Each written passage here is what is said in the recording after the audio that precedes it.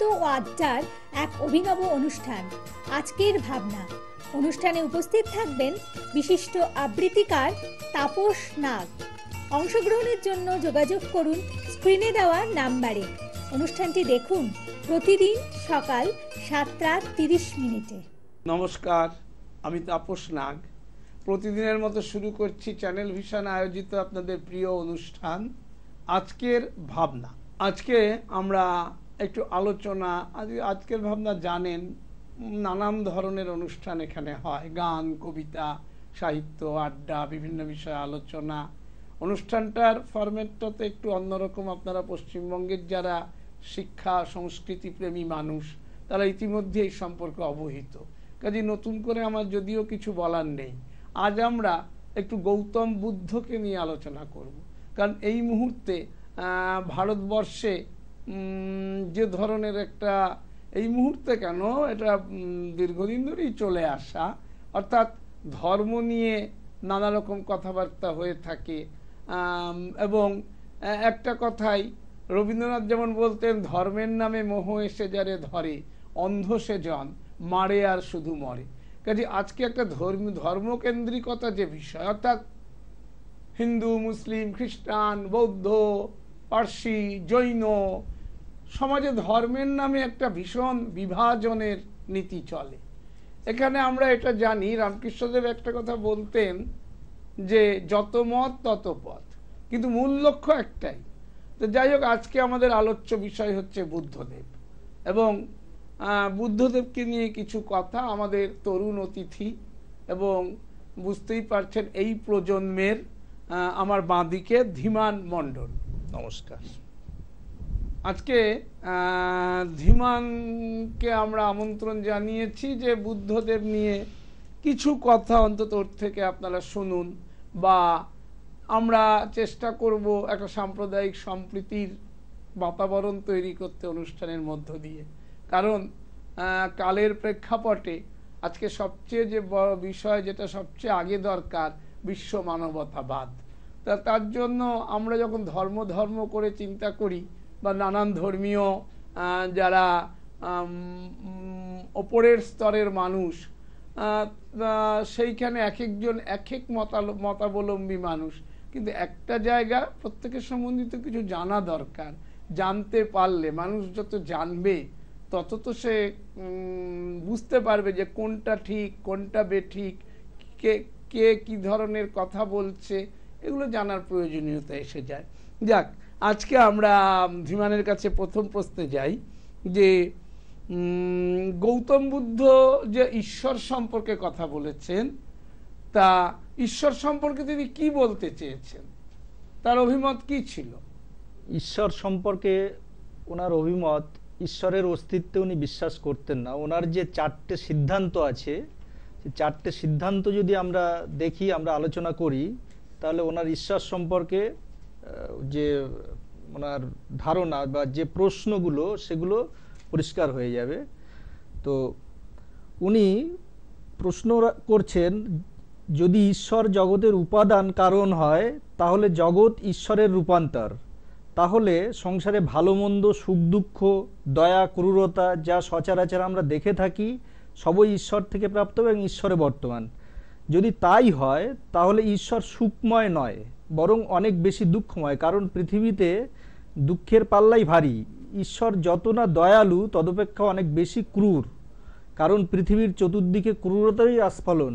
যদি গাছপালা ইত্যাদিকে সজীব নাও মনে করি, তাহলে সূক্ষ্ম পর্যবেক্ষণে কীটাণু থেকে আরম্ভ করে কীটপতঙ্গ, খেচর, পক্ষীকুল, জলচর, মৎস্য, সর্প ইত্যাদি সরীসৃপ, শৃগাল, নেকড়ে, বাঘ, সিংহ, সভ্য অসভ্য মানুষ সকলেই পরস্পরের প্রতি বৈরী ভাবাপন্ন। এবার তুমি একটু বুঝিয়ে বলো, অর্থাৎ আমি একটা কোটেশন দিয়ে যেটা বললে, এটাকে মানুষের ব্যাখ্যা করে দাও, যাতে এই প্রজন্মের তোমাদের মুখ থেকে লোকে শোনে যে ঈশ্বর বলতে বুদ্ধদেব কিভাবে কি বোঝাতে চেয়েছেন, সত্যিকারের ঈশ্বরের অস্তিত্বটা কি তিনি স্বীকার করেছেন কি না করেছেন, এই বিষয়গুলো তো মানুষ জানতে চায়। ওনার যে সিদ্ধান্তগুলো আলোচনা করলে, তার যে প্রথম যে আছে, যেটা তিনি ঈশ্বরের অস্তিত্বকে অস্বীকার করেছেন, যার জন্য উনি প্রশ্ন করছেন যে ঈশ্বর যদি থাকেন তিনি সুখময় নয়, সুখময় নয়, এই যে কথাটা, এই কথাটা তো ঈশ্বর তো সুখটা তো একটা আপেক্ষিক, এটা তো অন্য ধরনের কথা। সুখ তো জৈবিক ব্যাপার। আমরা জানি কি, যেটা রবীন্দ্রনাথের যেমন চিন্তায় ছিল, সর্বং খল্লু ইদং ব্রহ্ম, হ্যাঁ, ব্রহ্ম সর্বত্র বিরাজমান। এবং সেক্ষেত্রে যে উপনিষদের সেই বাণী, ঈশ্বর তো সবকিছুর মধ্যে। এবং আমি রবীন্দ্রনাথকেই সঙ্গে টানছি কিছুটা। রবীন্দ্রনাথ বলতেন আনন্দ ধারা বহিছে ভুবনে, মানুষ আনন্দের সন্ধানী। সুখ তো দুদিনের ব্যাপার, ওটা তো জৈবিক ব্যাপার। কিন্তু আমার প্রশ্ন, আরো একটা প্রশ্ন এখানে এসে যায়, বুদ্ধদেব কেন সংসার ত্যাগী হয়েছিলেন হঠাৎ করে? উনি জ্ঞান লাভের জন্য, মূলত জ্ঞান লাভের জন্য সংসার প্রাপ্ত হয়েছিলাম, জগতের ভালো করার জন্য, জগৎ সম্পর্কে জানার জন্য, বোধি প্রাপ্ত হওয়ার জন্য উনি সংসার ত্যাগ করেছিলেন। হ্যাঁ হ্যাঁ, তো সংসার ত্যাগ উনি করেছিলেন, তো সংসারের প্রতি উনি আকর্ষণ হারিয়েছিলেন। তা এই যে হারিয়ে যাওয়া, এবারে যেমন তুমি কি বলতে চাও তিনি আস্তিক না নাস্তিক? ওনার যে দর্শন নিঃসন্দেহে নাস্তিক দর্শন, অর্থাৎ তিনি ঈশ্বরে পুরোপুরি বিশ্বাস করতেন না। না। তাহলে উনি কি বিশ্বাস করতেন? উনি বস্তুকে বিশ্বাস করতেন। আচ্ছা, বস্তু, বস্তুই এই জগতের মূল। আমরা মানে দৃশ্যমান যা কিছু দেখি বৈজ্ঞানিকভাবে, সেই বস্তুই জগতের উপাদান। উনি অদৃশ্য কোনো উপাদান, ঈশ্বর নামক কোনো মানে অদৃশ্য কিছু সংসার বা বিশ্ব চালাচ্ছে না, এটা বিশ্বাস করতেন না। আচ্ছা, তাহলে যে মানুষ তো আজকে বিভিন্ন ধর্মাবলম্বী মানুষ বিভিন্ন ধরনের চিন্তা ভাবনায় সে তার ধর্মের কথা প্রচার করে বা বিভিন্নভাবে মানুষের সামনে এগিয়ে আনে। তাহলে আমরা বলি যে বুদ্ধদেবের চিন্তায়, বৌদ্ধ ধর্মে কি এমন কোনো কথা আছে, বা এইভাবে বুদ্ধদেব কি কখনো ভেবেছেন যে অন্য কোনো ধর্মের কোনো কথা আমরা শুনবো না, শুধু বৌদ্ধ ধর্মকে বিশ্বাস করব? না, বুদ্ধদেব তার অন্য একটা সিদ্ধান্তে বলছেন কোনো কিছুতেই, কোনো গ্রন্থ, কোনো মানে কারুর মতবাদকে মানে সর্বশেষ সিদ্ধান্ত বা সর্বশেষ অথেন্টিক বলে মেনে নিতে বারণ করেছেন। এমন কি বলছেন যে আমাকেও, আমি যেটা বলছি সেটাও বিবেচনা করে তারপরে গ্রহণ করা বা বর্জন করতে, বিবেচনা করে কারুর কথাকে অভ্রান্ত বা কোনো কিছুকে অভ্রান্ত মেনে নিতে বারণ করেছেন। তার মানে বুদ্ধদেব যাচাই করে নিতে বলেছেন যে কোনো নিঃসন্দেহে অন্য ধর্মকেও গ্রহণ বর্জনটা সম্পূর্ণ তার বিবেচনার উপরে ছেড়ে দিয়েছেন। উনি চাপিয়ে দেননি ওনার সিদ্ধান্তে বা ওনার দর্শনে। অর্থাৎ এই পৃথিবীতে কোনো ধর্মই এবং ধর্মীয় যারা মহাপুরুষ, যারা বিভিন্ন ধর্মের নামে নানা ধরনের কথা বলেছেন, তারা বেশিরভাগ ক্ষেত্রেই মানে সহিষ্ণু, তারা পরমতের প্রতি অসহিষ্ণুতা দেখাননি। তাহলে বুদ্ধদেবও তার ব্যতিক্রমী ছিলেন না। কিন্তু তার কতগুলো মার্গ, কতগুলো যে এগুলো, সেগুলো সম্পর্কে তুমি একটু যদি বলো কি আছে অষ্টম যে মার্গগুলো, কি সৎ চিন্তা, সৎ এই কথাগুলো, এটা কোনো বই দেখার দরকার নেই, এটা তুমি তোমার জায়গা থেকে সেটা বলো, তোমার যেটুকু ইয়েতে আছে তুমি সেটাই বলো, আমি তোমার মুখ থেকে এটা শোনাতে চাইছি। উনি যে জীবনের মানে 8টা, এই 8টা ব্যাপার কি ছিল, তোমার কি বই দেখতে হবে? আচ্ছা ঠিক আছে, দেখে বলো। আমরা চাইছি এই প্রজন্মের নতুন যারা নতুন যারা আজকে এই প্রজন্মের ছেলে মেয়েরা এগিয়ে আসছে, আস্তে আস্তে এইভাবে ভাবনা চিন্তা করতে শিখছে, তাদের মুখ দিয়ে একটু এগুলো আনা। যদি আপনারা জানেন আজকের ভাবনা অত্যন্ত সমৃদ্ধ অনুষ্ঠান, এখানে আপনারা জানেন পদ্মশ্রী প্রাপ্ত শিক্ষকও আলোচনায় অংশ নিয়ে গেছেন, এবং আপনারা আরও দেখেছেন বহু নামি দামি মানুষ যারা সমাজের সেই অর্থে বিশেষভাবে প্রতিষ্ঠিত মানুষ বক্তব্য রেখেছে। মাঝে মাঝে আমরা নতুন প্রজন্মকে এখানে ডেকে আনি, তাদেরও দোষ দিয়ে লাভ নেই। তারা এই ব্যাপারটার মধ্যে হয়তো তারা তাদের জ্ঞান যথেষ্টই, কিন্তু বক্তব্যের ক্ষেত্রে হয়তো একটু সবটা মনে রাখা তাদের পক্ষে সবসময় সম্ভব হয়ে ওঠে না, কারণ এরাই আগামী দিনে আরো স্পষ্ট বক্তা, আরো ভালো বক্তা হতে পারবে। তো আমরা সেটাও চেষ্টা করি যে এই প্রজন্মের যারা বক্তা তারাও যেন একদিন আরো সমৃদ্ধশালী হয়ে ওঠে, কারণ আগামী দিনে এই সমস্ত কথাগুলো তাদের মুখ থেকেই আজকের সমাজ কিন্তু, আগামী দিনের সমাজ কিন্তু শুনতে চাইবে। তো যাই হোক, হ্যাঁ বলো।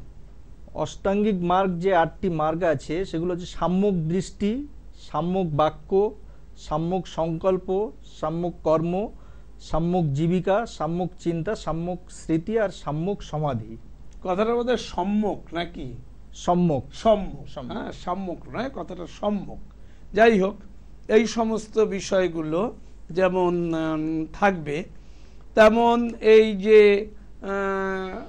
একদিকে একটা সুন্দর দর্শন কিন্তু বুদ্ধদেবের ছিল, এবং আজকে আপনারা যারা তৎকালীন নালন্দা বিশ্ববিদ্যালয়, তাই তো, তো তারা জানেন সেখানে ছেলেমেয়েরা কিভাবে পড়াশোনা, মানুষ কিভাবে, ছাত্রছাত্রীরা কিভাবে পড়াশোনা করতেন, তৎকালীন শিক্ষা ব্যবস্থা কি ধরনের ছিল, আমাদের অনেক কিছুই জানার আছে এই আলোচনাটা থেকে। তো নালন্দা বিশ্ববিদ্যালয় সম্পর্কে তোমার ধারণা যদি কিছু থাকে সেটা একটু বলো। নালন্দা বিশ্ববিদ্যালয় তৎকালীন ভারতে,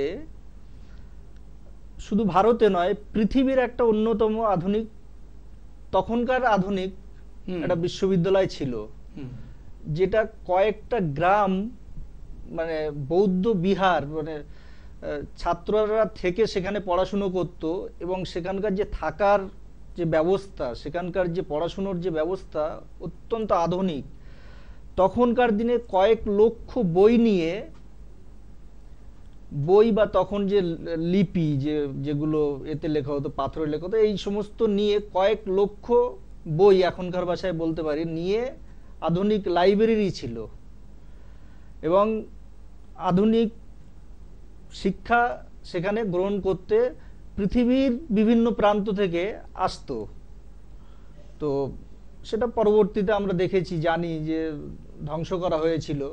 এখন খুব ধ্বংস হোক, কিন্তু সেখানে সৃষ্টির একটা ব্যাপার ছিল, অর্থাৎ মানুষ নালন্দা বিশ্ববিদ্যালয় থেকে অনেক কিছু শিখেছিল। অবশ্যই ধ্বংস তো সৃষ্টির নিয়মই ধ্বংস, সৃষ্টি তো একদিন ধ্বংস হবেই।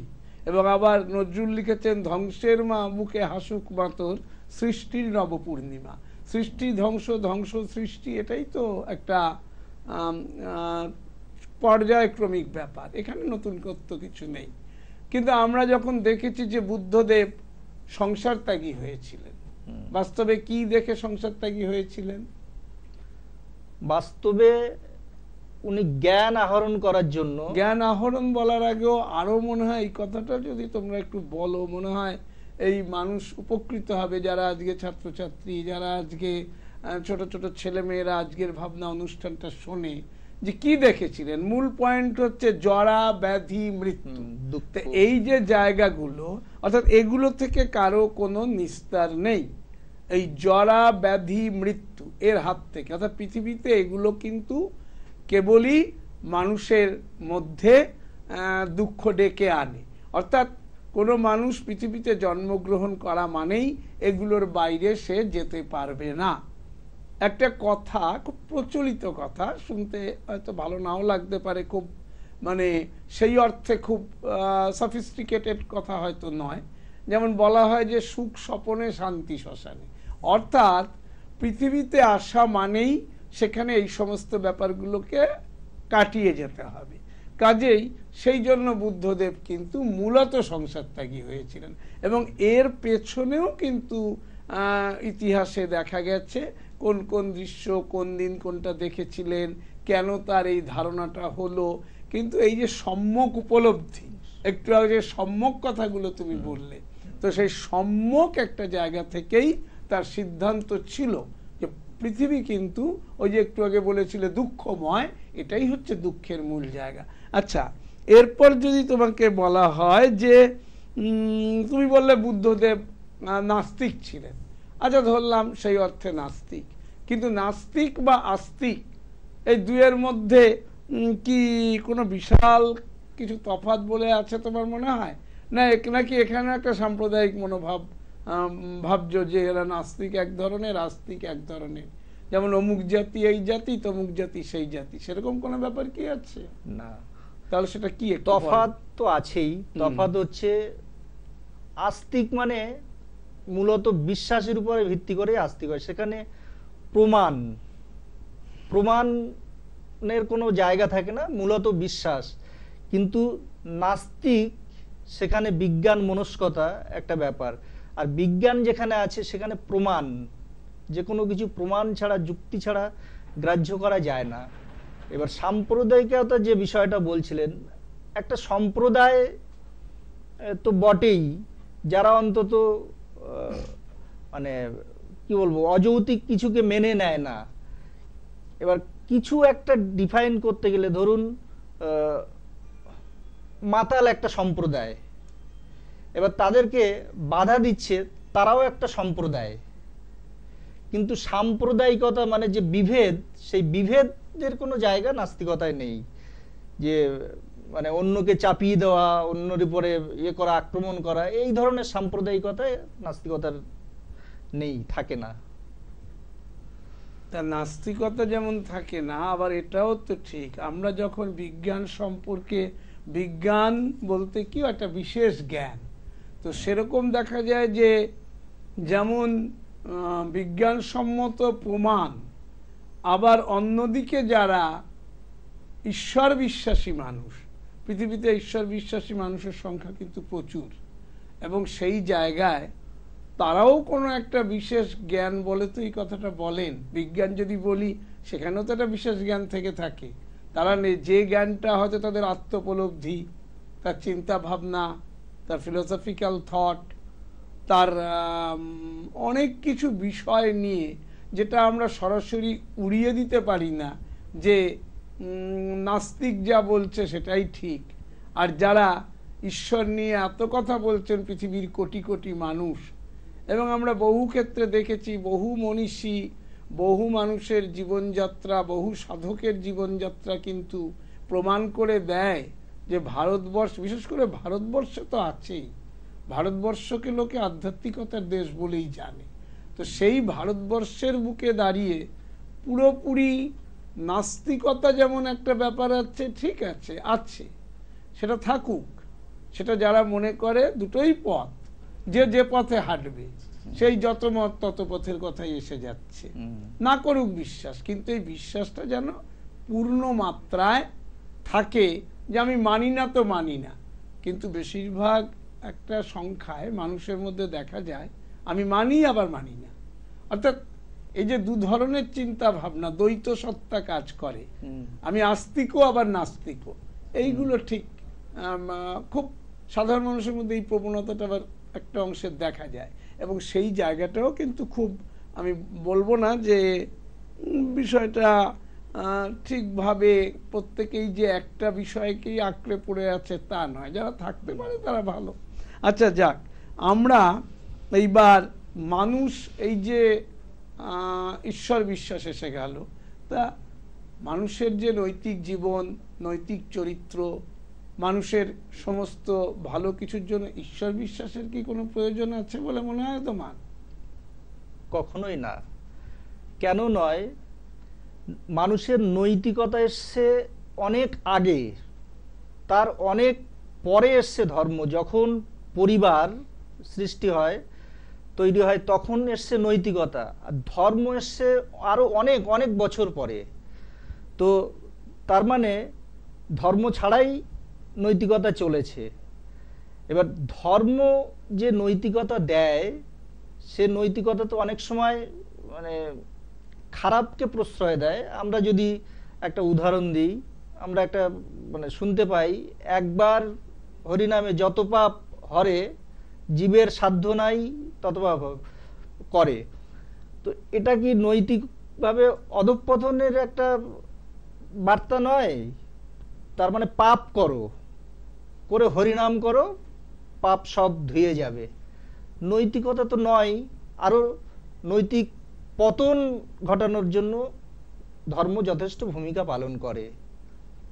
না, সে কথাটা তো অনুষ্ঠানের শুরুতেই বলা হয়েছে যে রবীন্দ্রনাথ নিজেই বলেছেন, ধর্মের নামে মোহ এসে যারে ধরে, অন্ধ সেজন মারে আর শুধু মরে। কিন্তু এইভাবে চিন্তা না করে তোমরা আজকের প্রজন্মের মানুষেরা যেভাবে বলার চেষ্টা করছো যে এইটা বলা হলে এটা কিভাবে হয়, কিভাবে সম্ভব এই কথাটা, কিন্তু এটা তো ঠিক যে যদি সঠিক ধর্মীয় শিক্ষা লাভ করা যায়, যেটা মানবতাবাদ, মনুষ্যত্ব, বিবেক, বা আমি একটা অন্যায় কাজ করার আগে 10 বার ভাববো যে এই কাজটা করলে মানে সেই সব বিষয়গুলো কিন্তু ধর্মীয় জায়গাগুলোতে বোঝানো হয়। তো যে মানুষকে ভালো কাজ করতে শেখানো, সবসময় হয়তো কোনো কোনো ক্ষেত্রে কোনো কোনো কথার এই ব্যাখ্যা আসতে পারে, কিন্তু এর বাইরে ভালো দিকগুলো কি চোখে পড়ে না? এখন কোনো ধর্ম, দেখুন সব ধর্মেই কিছু ভালো কথা থাকে, কিন্তু জীবনের ক্ষেত্রে যখন প্রয়োগ করা হয় বাস্তবে, সেই ধর্মের সেই জায়গাটা বজায় থাকে না। ধর্ম মূলত এখন যেটা ব্যবহার হয় যেভাবে, সেটা হচ্ছে সব কিছুর একটা সামনে ঢাল, সব অপরাধ করবে তার ঢাল, মানে ব্যবসার উপকরণ, রাজনীতির উপকরণ। ধর্মের জায়গা একটা সময় হয়তো ছিল, যখন প্রথম ধর্ম আসে যে ভয়ের জায়গা থেকে, তখন হয়তো মানুষ কিছুটা ধর্মের কাছে আশ্রয় নিয়েছে, কিন্তু সেই জায়গাটাকে পুরোপুরি সেই জায়গাটা থেকে সরে এসে এখন সম্পূর্ণ মানুষের উপরে মানে চাপিয়ে দেওয়ার একটা জায়গায় এসছে। ভালো কথা যেমন থাকে, তেমন নিজের ধর্ম ছাড়া অন্যের ধর্মকে কখনোই একরকম স্বীকারই করা হয় না। তো এই জায়গায় তো সাম্প্রদায়িকতাও তো একটা তৈরি করে দেয়, আমার ধর্ম ছাড়া অন্যের ধর্ম ঠিক নয়। সব ধর্মেরই মূল কথা প্রায় মানে একটা জায়গায় আছে এই ব্যাপারটা, এই ভাবনাটা। তাহলে দেখা যাচ্ছে যে ধর্মের মধ্যেও ভালো দিক আছে, কিন্তু মানুষ যদি তার চিন্তায় ভাবনায় সেই খারাপ দিকগুলোকে নিয়ে ধরে বসে বেশি, মানে ভালো মন্দ পৃথিবীতে দুটো জিনিসই থাকে। এখন মানুষ, রামকৃষ্ণদেব একটা কথা বলতেন, যার যেমন ভাব তার তেমন লাভ। সুতরাং যে খারাপ দিকটা নেবে তাকে কোনোদিন কোনো ধর্ম তাকে সুশৃঙ্খল পথে আনতে পারে না, কিন্তু যে ভালো দিকগুলো নেবে সে অবশ্যই একটা সুশৃঙ্খল পথে আসতে পারে, এটা তো অস্বীকার করা যাবে না। তাহলে সেই জন্য তো মনে হয় যে এই যে যদি এই বিষয়গুলো না থাকতো, ধর্মীয় চিন্তা ভাবনা যদি না থাকতো, তাহলে মানুষ তো আরো অন্য ধরনের হতে পারত। কারণ মানুষ তো যখন একটা ধর্ম থেকে ভালো দিকগুলো নিচ্ছে, এরকম মানুষের সংখ্যাও তো অনেক আছে। সেদিকটা কি তোমরা সেইভাবে ভেবে দেখার চেষ্টা করো না? এখন দেখুন, ধর্মের ভালো দিক কতটা কি আছে না আছে সম্পর্কে তো প্রশ্ন আছে। বিশেষ করে এখন বর্তমান সময়ের যে ধর্ম আমি বলি, পরিসংখ্যান বলছে যে সমস্ত দেশে ধর্ম চর্চা যত কম, সেই দেশ সুখী তালিকায় সবার উপরে। আমরা যদি দেখি ফিনল্যান্ড পরপর একাধিকবার সবচেয়ে সুখী দেশ, সেখানকার ধর্মচারণ অনেক কম। আমরা যে 4 নম্বরে আছে সুইডেন, যেখানে বছরে একবারই গির্জা খোলা হয়, মানে উপাসনালয় খোলা হয়।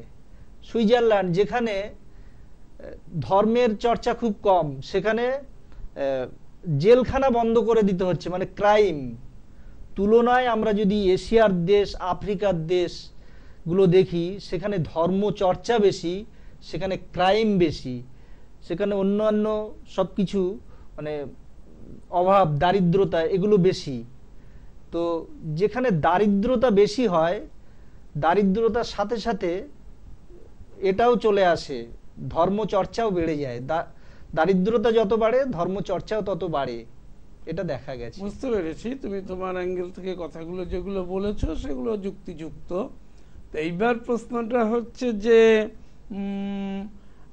মানা গেল ধর্ম মানে দুটোর মধ্যে একটা বিভাজন তো অবশ্যই আছে, কিন্তু বুদ্ধদেব এই সম্পর্কে তার যে আজকে তো আমরা বুদ্ধদেব নিয়েই প্রথমে শুরু করেছি আলোচনা, তাহলে বুদ্ধদেবের তাহলে মূল জায়গাগুলো কিভাবে সমাজে কাজে লাগানো উচিত বলে তুমি মনে করো? কারণ তুমি বুদ্ধদেব সম্পর্কেই আজকের চিন্তা ভাবনাটাকে যেহেতু মানুষের কাছে ছড়াতে চেয়েছো, সুতরাং সেই জায়গাটায় তোমার কি মনে হয় বুদ্ধদেবের চিন্তা কিভাবে মানব জীবনের উপকারে আসতে পারে? বুদ্ধদেব যে দর্শন প্রচার করে গেছেন সে তো একদম বিজ্ঞান ভিত্তিক একটা দর্শন বা যুক্তিযুক্ত একটা দর্শন আমরা বলতে পারি।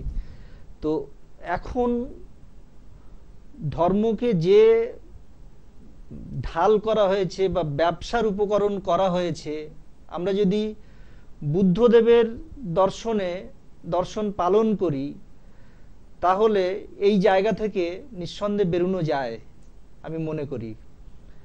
তো যার জন্য আরো বেশি বৌদ্ধ চর্চা দরকার আছে। বৌদ্ধ চর্চা মানে বৌদ্ধ যে মূল দর্শন, বৌদ্ধ চর্চা এখন আবার অন্যভাবে হয়, একদম অন্যান্য ধর্মের মতো রিচুয়ালস মেনে হয় তেমন নয়।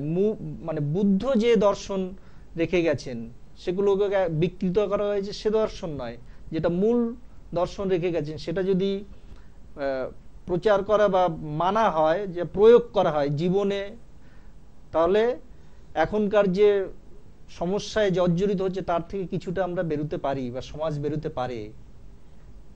তাহলে আমরা যেটা শুনি যে বুদ্ধদেব জাতিস্বর ছিলেন, জাতকের গল্প বহু আছে, বহুবার পৃথিবীতে জন্মগ্রহণ করেছেন, এগুলোকে কি তোমরা অস্বীকার করো? না, বুদ্ধদেব জন্মান্তর বলতে ওই যে মানে শারীরিক জন্মের কথা বলেননি, উনি যেটা মানসিক জন্মের কথা বলেছেন। যে একটা মানুষ 10 বছরের তার যে ভাবনা থাকে, তার যে শারীরিক থাকে, শারীরিক মানসিক যে থাকে, 20 বছর 30 বছরে এসে সেই ভাবনা, সেই শরীর, সেই ভাবনা থাকে না, তার নতুন করে ভাবনার জন্ম হয়, প্রতিক্ষণে ভাবনার পরিবর্তন হচ্ছে, সেই জন্মের কথা বলেছেন উনি। মানে যে আমরা শারীরিকভাবে লক্ষ বার জন্ম নেই এই জন্মের কথা বলেননি, উনি ভাবনার জন্ম, মনের জন্ম। তাহলে কি তুমি বলতে চাও যে জাতকের গল্পগুলো সমাজে খালি মিথ্যা ধারণা ছড়িয়ে গেছে? যেমন সেরিবান গল্পটা নিশ্চয়ই জানো তো, এক জন্মে এরকম দুটো চরিত্র, তার মধ্যে বুদ্ধদেবের একটা চরিত্র ছিল, বা এই যে এত কিছু এসছে, তাহলে সেগুলো কি করে এলো সমাজে? দেখুন, বুদ্ধদেব যে দর্শন করে গেছেন, আর তারপরে আস্তে আস্তে বিভিন্ন, বিশেষ করে ব্রাহ্মণ্য বাদের কবলে পড়ে সেই ধর্ম পরিবর্তিত করা হয়েছে। তো তার জন্য তো বুদ্ধ দর্শন দায়ী হবে না। একজন ডাক্তারি শেখানো হচ্ছে যে এইভাবে অপারেশন করতে হবে, সে যদি অপারেশন থিয়েটারে গিয়ে মানে ছুরি কাঁচিয়ে কাটার আগে প্রণাম করে মন্দিরে মাথা ঢুকিয়ে করে, সেটা তো সম্পূর্ণ তার ব্যাপার, কিন্তু ডাক্তারি শাস্ত্র তো সেটা শেখায়নি। বুঝতে পারছি, তার মানে তুমি বলতে চাইছো অনেক কিছু অপব্যাখ্যা হয়েছে। অবশ্যই। তাহলে তুমি যখন বুদ্ধদেব নিয়ে তোমাদের যখন কথাবার্তা বলার ক্ষেত্রে তোমাদেরকে তো এই যে অপব্যাখ্যাগুলো কেন এলো, কিভাবে এলো, অবশ্যই আমরা চাই, কারণ আজকে ধর্মীয় একটা উন্মাদনা তো সারা পৃথিবী জুড়ে চলছে, সুতরাং বুদ্ধদেব সম্পর্কে আরো বোধহয় মানুষের জানার প্রয়োজন আছে। যাই হোক, তোমাকে পরে আরেকদিন আসার আমন্ত্রণ জানিয়ে রাখলাম চ্যানেল ভিশন আয়োজিত আজকের ভাবনায়। সেই দিন হয়তো বুদ্ধদেব বা হয়তো বা মহাবীরও থাকতে পারেন। আমরা আজকের মতন ধীমান মণ্ডল আমাদের আজকের অতিথি, বয়সে নবীন, চিন্তা ভাবনায় অবশ্যই প্রবীণতার দিকে এগোনোর চেষ্টা চলছে। আমরা ধীমান মণ্ডলকে সঙ্গে নিয়ে আমি তাপস নাগ আজকের মতো আপনাদের কাছ থেকে বিদায় নিচ্ছি। যাবার আগে প্রতিদিন যা বলে যাই, আগামীকাল ঠিক সকাল 7:30 আবার দেখতে ভুলবেন না চ্যানেল ভিশন আয়োজিত আপনাদের প্রিয় অনুষ্ঠান আজকের ভাবনা। নমস্কার। নমস্কার।